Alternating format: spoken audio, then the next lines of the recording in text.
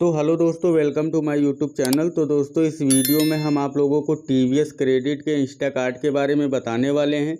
हम इस वीडियो में आप लोगों को बताएंगे कि टीवीएस क्रेडिट कार्ड से आप कितने तक अपने बैंक अकाउंट में पैसा ट्रांसफ़र कर सकते हो और ये सर्विस कब मिलती है और किस किस लोग इस सर्विस को एक्टिवेट कर पाएंगे और कौन कौन एलिजिबल होता है इस सर्विस के लिए, और जो ये पैसा होता है कैसे ट्रांसफ़र होता है और हमें कितने तक लोन मिल जाता है। यहाँ पे बहुत सारे लोग हमें कमेंट करते हैं कि हमें 45,000 लिमिट मिल गई है, हमें 1 लाख लिमिट मिल गई है। तो इस वीडियो में हम पूरी जानकारी आप लोगों को देंगे और आप लोगों को बता दें कि आपको टीवीएस से अगर आपने कभी लोन करवाया है तो आप ज़रूर एलिजिबल होंगे टीवीएस इंस्टा कार्ड के लिए। और यहाँ पे नए कस्टमर जैसे टीवीएस से कभी किसी ने लोन नहीं लिया है तो वो लोग एलिजिबल नहीं होंगे।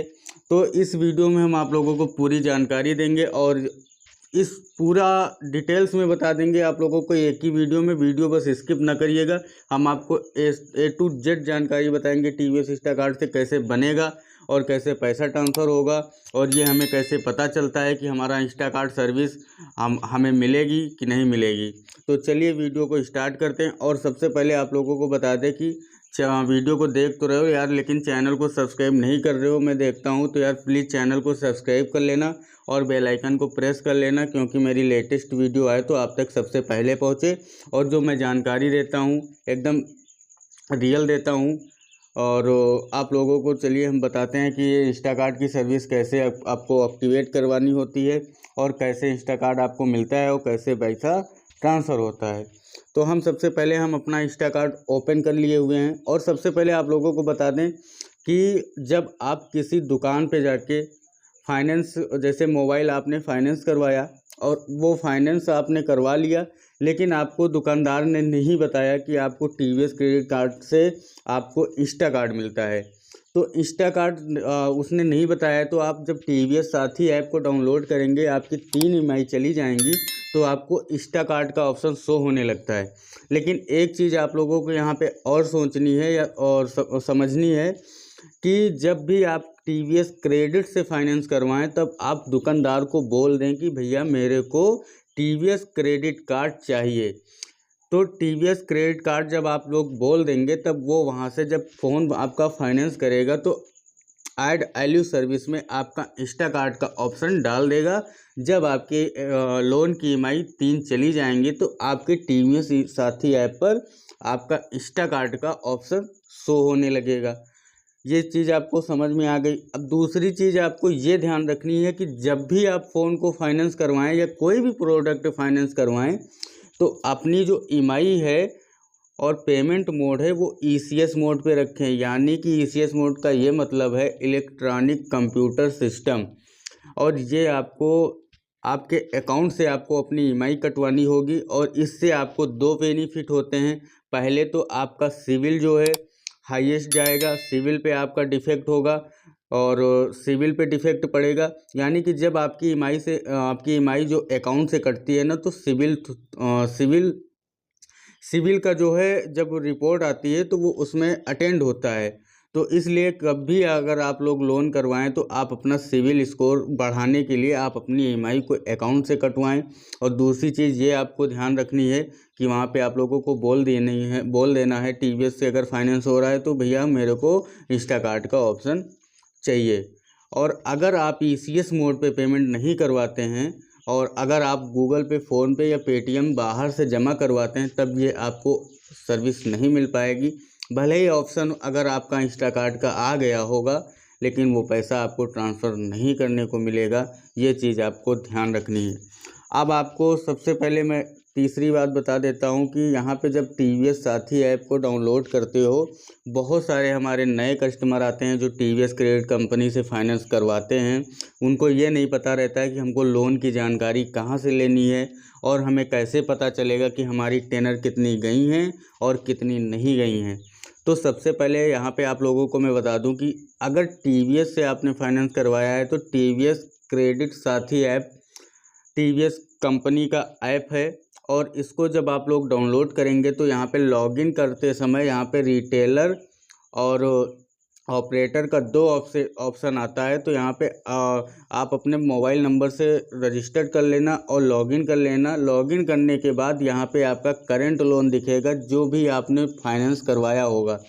जैसे कि अभी मैं आप लोगों को करंट लोन दिखा दूं तो मेरे पे करंट लोन चल रहा है। देखिए ये देखिए करंट लोन है और ये मेरा दुकान से फाइनेंस नहीं हुआ है भाई। मैं आप लोगों को बता दूं, अभी मैं आपको ये भी बता दूं सबसे पहले कि जो मेरा लोन है तो मैं आपको दिखा देता हूं माई लोन। यहाँ पे है करंट लोन, इंस्टा लोन, माई लोन होता है। यहाँ पे देख लीजिए, यहाँ पे केवल मैंने एक बार फ़ोन फाइनेंस करवाया था, तब से मैं प्रूफ के साथ 1 2 3 4 बार इंस्टाकार्ट से पैसा निकाल चुका हूँ और हमें कोई दिक्कत नहीं होती क्योंकि मेरी टाइमली पेमेंट चली जाती। अगर आप भी टाइमली पेमेंट इंस्टाकार्ट से लोन लेके कर दोगे तो आपका कभी इशू आएगा ही नहीं कि मेरा बैंक ट्रांसफ़र नहीं हो रहा है, मेरा जो है लोकेशन नहीं आ रहा है और मेरा जो है बाउंस दिखा रहा है, तो ये कोई प्रॉब्लम नहीं आएगा।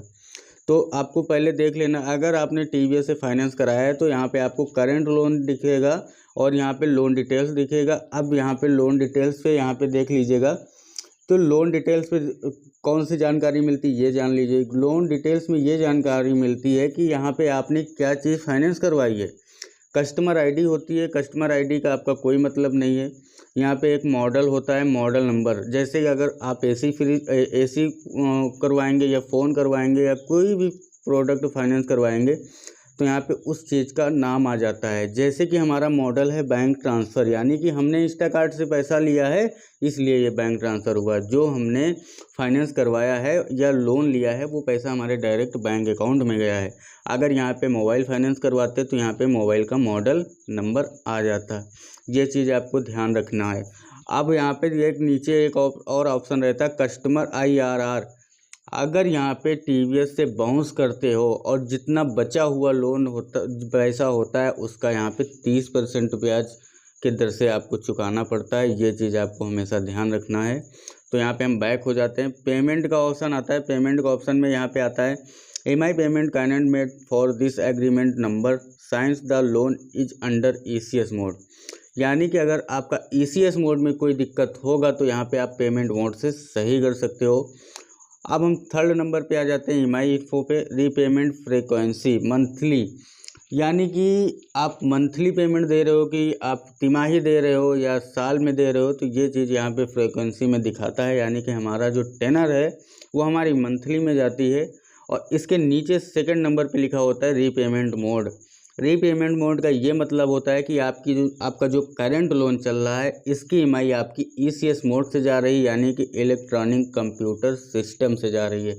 और यही मैं बताता हूँ हर एक वीडियो में कि भाई अगर आपने किसी भी कंपनी से लोन लिया है तो वो लोन आप अपनी ECS मोड पे एक्टिवेट रखिए, क्योंकि आप गूगल पे, फ़ोनपे, पेटीएम से ना जमा करवाइए, क्योंकि ये आपका सिविल के ऊपर प्रभाव पड़ता है। और आपका अगर ECS मोड पे पेमेंट जाता है ना तो भाई आपका सिविल जो है बहुत ही अच्छा मेंटेनेंस रहता है।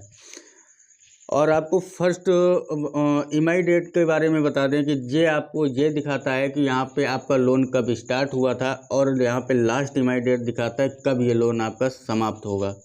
और नेक्स्ट EMI डेट जो होता है वो भी यहाँ पे आपको दिखाता है अगर आप नए कस्टमर हो तो। बाकी तो जितने मेरे पहले के कस्टमर हैं उनको सारी बातें ये पता हैं, लेकिन कुछ बातें मैं आगे बताने वाला हूँ जो मेरे पुराने कस्टमरों को भी नहीं पता है और पुराने परिवार को भी नहीं पता है, पुरानी फैमिली को भी नहीं पता है। तो भाई ये वीडियो स्किप मत करिएगा, इसमें हम कुछ बहुत सारी जो जानकारियाँ हैं नई देने वाले हैं, यानी कि नई जो अपडेट आई हैं वो देने वाले हैं।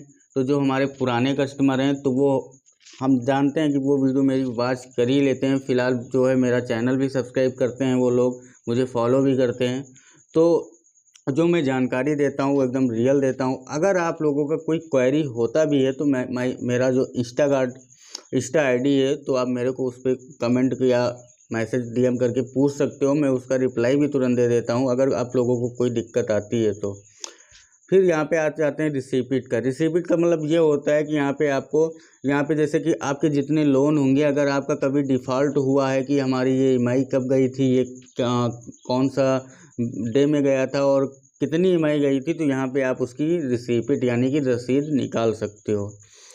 और जो यहाँ पे रिक्वेस्ट डॉक्यूमेंट होता है, आपको रिक्वेस्ट डॉक्यूमेंट की कभी भी ज़रूरत नहीं पड़ती है, क्योंकि रिक्वेस्ट डॉक्यूमेंट में यानी कि आपको जो फिजिकल डॉक्यूमेंट मंगाने होते हैं उसके 400-450 रुपये या 500 रुपये पे करने होते हैं। तो ज़्यादातर आप लोग डिजिटल एनओसी को यूज़ किया करिए। डिजिटल एनओसी का आपका बहुत ही अच्छा ऑप्शन है। यहाँ पे नीचे ऑप्शन रहता है, अगर लोन कंप्लीट हो गया है तो आप डिजिटल नोटिस एनओसी मंगवा सकते हो। तो आप लोगों को आगे बताते हैं चार्जेस के बारे में। चार्जेस के बारे में देख लीजिए, यहाँ पे 119 रुपये हमारा आउटस्टैंडिंग दिखा रहा है। ये पता नहीं कौन सा चार्ज लग गया है, मेरे को खुद ही नहीं पता है। तो ये पड़ा रहने से कोई हम इसको पे भी नहीं करने वाले हैं, क्योंकि मैंने लेट किया ही नहीं है। लग जाता है कभी, कंपनी इधर उधर होने से लग ही जाता है, इससे कोई आपको मतलब नहीं है। अब हम आ जाते हैं, आपको इंस्टाकार्ट के बारे में बता देते हैं कि यहाँ पे आप जैसे करंट लोन के बारे में बता दें कि आपको जैसे लोन करवाए हो तो आपको कैसे पता चलेगा कि हमारा इंस्टाकार्ट बना है कि नहीं। तो जब आपकी 3 EMI चली जाएंगी तो आपका तीसरे मंथ जो है आपका यहाँ पे ये देखिए लोगो दिखने लगेगा राइट साइड कॉर्नर पे इंस्टाकार्ट का ऑप्शन दिखने लगेगा। और जो इंस्टाकार्ट का ऑप्शन दिखने लगेगा तो समझ जाइए कि आपका जो है आप इस सर्विस से एलिजिबल हैं और आप इंस्टाकार्ट से पैसा ट्रांसफ़र अपने बैंक अकाउंट में कर पाओगे। लेकिन एक चीज़ और बता दें कि इंस्टाकार्ट का जैसे ऑप्शन आ गया है, तो अगर आपका करंट लोन कोई चल रहा है तो भाई आपको इंस्टाकार्ट का पैसा नहीं ट्रांसफ़र कर पाओगे, क्योंकि अब पहले सिस्टम ये था कि किसी भी लोन की 3 EMI चले जाने के बाद 3 EMI के बाद आप इंस्टाकार्ट का पैसा निकाल लेते थे। लेकिन अब ये बिल्कुल नहीं है। जब तक आपका पिछला लोन पुराना कंप्लीट नहीं हो जाएगा तब तक न्यू लोन आपका एक्टिवेट प्री अप्रूव्ड नहीं होगा। तो ये चीज़ आपको ध्यान रखना है। और अगर आप लोगों का कोई क्वेरी है, और इंस्टाकार्ट के बारे में मैंने बता ही दिया कि इंस्टाकार्ट कैसे बनता है। आप किसी दुकान पे कोई चीज़ जब तक फाइनेंस नहीं करवाएंगे TVS कंपनी से तब तक आप इंस्टाकार्ट के लिए एलिजिबल नहीं हो पाओगे। तो भविष्य में कोशिश करिएगा कि आप TVS क्रेडिट कंपनी से फाइनेंस करवाइएगा। और यहाँ पे आपको बता दें TVS क्रेडिट कार्ड लेने से आपका कोई प्रोसेसिंग फ़ीस है ना कोई रिन्यूअल चार्ज है।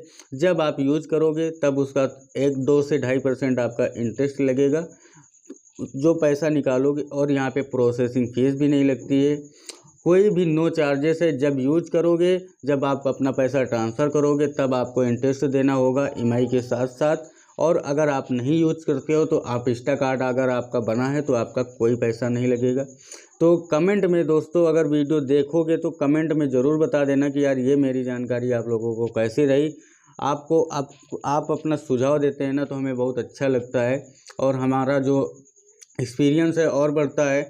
और आप लोगों के सुझाव देने से जो हमारा मनोबल भी बढ़ता है, और हम सोचते हैं कि मैं आप लोगों के लिए डेली वीडियो ला पाऊँ। तो यार प्लीज़ चैनल को सब्सक्राइब कर देना। अगर मेरे से कोई गलती होगी तो मेरे को क्षमा करना। मिलते हैं कोई नए वीडियो के साथ, तब तक के लिए टाटा बाय बाय।